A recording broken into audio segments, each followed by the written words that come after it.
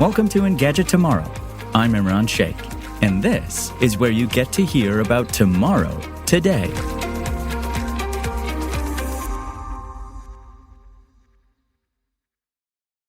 Today we're talking about how Chipotle's guacamole robot is cursed to peel and core avocados for eternity, and what that could mean for jobs, and what striking actors have to say about the rejected AI proposal that would let studios use their likeness without fair pay. Let's start with that poor avocado robot.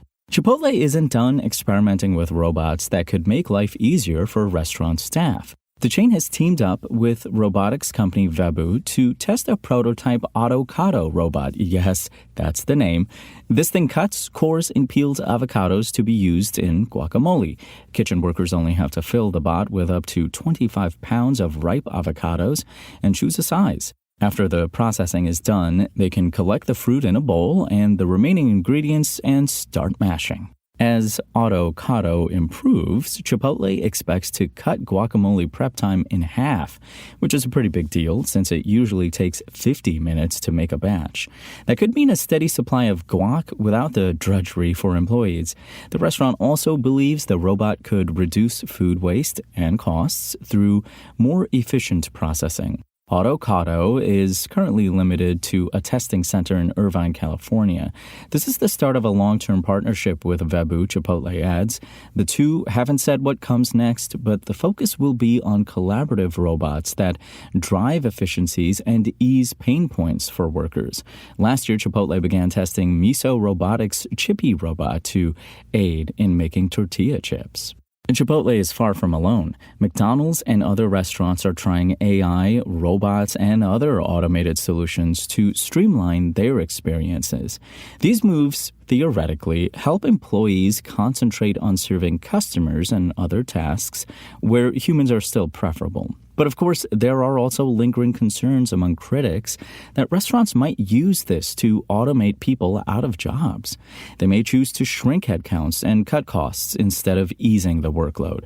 That isn't guaranteed to happen with Avocado when humans are still necessary, but the long-term future isn't quite so clear. Speaking of shrinking headcounts due to concerns with new tech, striking actors say the rejected AI proposal will let studios use their likeness without fair pay. On Thursday, July 13th, leaders at the Screen Actors Guild American Federation of Television and Radio Artists announced that the group was going on strike after negotiations with Hollywood studios fell apart. According to the Alliance of Motion Picture of Television Producers, the rejected deal included a groundbreaking AI proposal that would protect performers' digital likenesses. The AMPTP said the AI deal would require a performer's consent for the creation and use of digital replicas or for digital alterations of a performance. SAG-AFTRA National Executive Director Duncan Crabtree Ireland suggested during a press conference that the proposal was just the opposite. Crabtree Ireland described the would-be AI proposal as a backdoor means for studios to gain perpetual rights to an actor's likeness.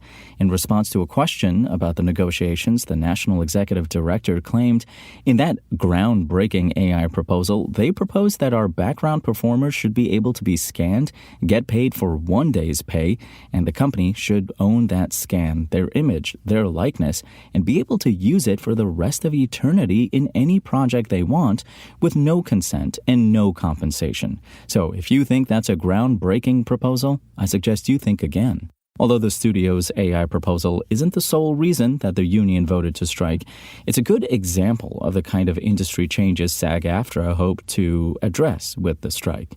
In recent years, studios have used technology to de-age, resurrect, and at times fully replace actors. How the industry handles the rights of a performer's likeness could very well develop into a key issue in the near future. At the press conference announcing the strike, Crabtree Ireland said, actors deserve a contract that reflects the changes that have taken place in the industry. The current model devalues our members and affects their ability to make ends meet. Either way, the strike itself is making history. SAG-AFTRA members will be joining the Writers Guild of America in striking. The two groups have not held a strike at the same time since the 1960s.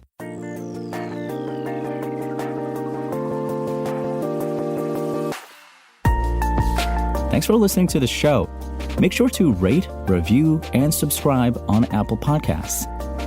Today's show featured journalism by Engadget contributors John Fingus and Sean Buckley and was produced by Spoken Layer. I'm Imran Sheikh, and we'll talk more tomorrow.